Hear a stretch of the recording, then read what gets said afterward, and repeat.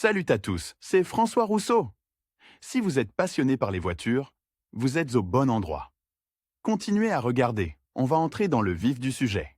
Sur les routes du pays, il y a un grand nombre de camions, communément appelés loris. Sur certains d'entre eux, on peut voir une mystérieuse abréviation TIR, qui n'est pas claire pour tout le monde. Essayons de comprendre ce qu'elle signifie et si les conducteurs de ces camions bénéficient de privilèges. Que signifie l'abréviation TIR? Commençons par l'essentiel, c'est-à-dire par la manière dont la plaque TIR est déchiffrée, et en même temps traduite. Ce terme est d'origine étrangère et se lie intégralement au transport international routier. Traduit en russe, il signifie trafic international de transport. Il a été établi à l'origine par une convention douanière internationale adoptée en 1975. Tout conducteur dont le camion est muni d'un tel signe doit présenter des documents justificatifs conformes au modèle et au format prescrit. En règle générale, la couverture de ces documents porte la mention carnet TIR. Ils sont conçus par les douanes pour simplifier la procédure de transport international. De l'extérieur, ce document ressemble à un carnet,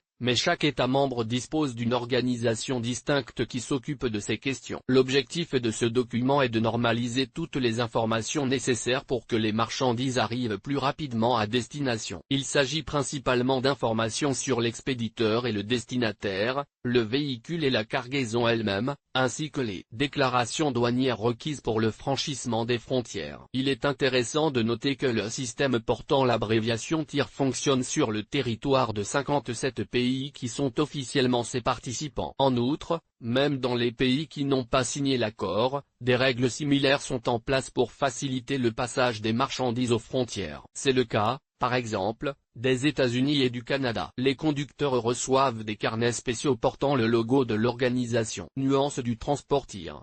Initialement, l'inscription TIR sur les poids lourds était destinée à réduire le nombre et le volume des formalités qui accompagnent souvent le franchissement des frontières nationales. Cela aurait dû augmenter la vitesse de livraison des marchandises entre les pays et les villes. Après le chargement, le camion est scellé d'une manière spéciale et se dirige vers sa destination. Comme il est scellé et muni des documents prescrits, il n'est pas ouvert lors de l'inspection douanière. Lire aussi: quelles usines et dans quel pays produisent les voitures Opel? Le passage rapide des terminaux douaniers est particulièrement important lorsque la cargaison du camion doit être transportée à travers plusieurs pays, dont certains sont généralement en transit. Les transporteurs et les propriétaires de ces biens ne perdent pas de temps, ce qui se traduit par une réduction de leurs coûts financiers directs. Les États de transit, qui perçoivent des droits sur le transport, en bénéficient également. Par conséquent, une convention internationale TIR est bénéfique pour tous les participants à ce système. Pour votre information, dans certains cas, les agents des douanes ont le droit d'ouvrir les cargaisons scellées, même si l'inscription TIR figure sur les camions. Après l'inspection, un rapport spécial est établi et la cargaison est à nouveau scellée. Une inscription correspondante est faite dans le carnet de transport. La Fédération de Russie dispose également de sa propre organisation, la SMAP,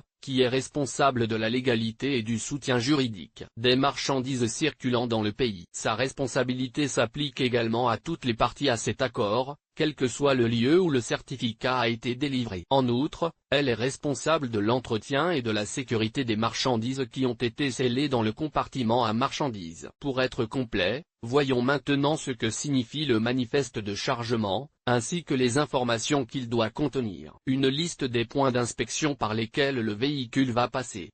Les coordonnées de l'expéditeur et du destinataire. Les lettres de voiture des marchandises transportées. Les coordonnées du bureau de douane qui a envoyé le train routier sur le trajet. Nom des marchandises, volume et quantité. Les données relatives à l'immatriculation du véhicule. Les numéros de scellé et les différents marquages douaniers. Le système TIR sécurisé, apparu en 1995, mérite d'être mentionné. Il contribue à simplifier le contrôle de la délivrance des carnets TIR, avec lesquels un conducteur transporte des marchandises. Les douaniers peuvent désormais vérifier en quelques minutes si le carnet TIR a été délivré légalement. La prédéclaration des données relatives aux marchandises transportées est désormais effectuée par 31 États, dont la Fédération de Russie. La fonction principale est d'informer à l'avance, ce qui simplifiera le mouvement ultérieur des marchandises. Lire aussi, un élément important de la sécurité, le détecteur de détonation. Pour résumer, essayons d'énumérer les avantages que toutes les parties tirent du système de transport TIR. Simplification du franchissement des frontières douanières des États, réduction du temps de séjour des marchandises sur la route. Réduction des coûts et du coût des marchandises au final. Réduction d'autres risques éventuels. Conformité avec les exigences modernes en matière de sécurité. Contrôle de la validité des carnets TIR.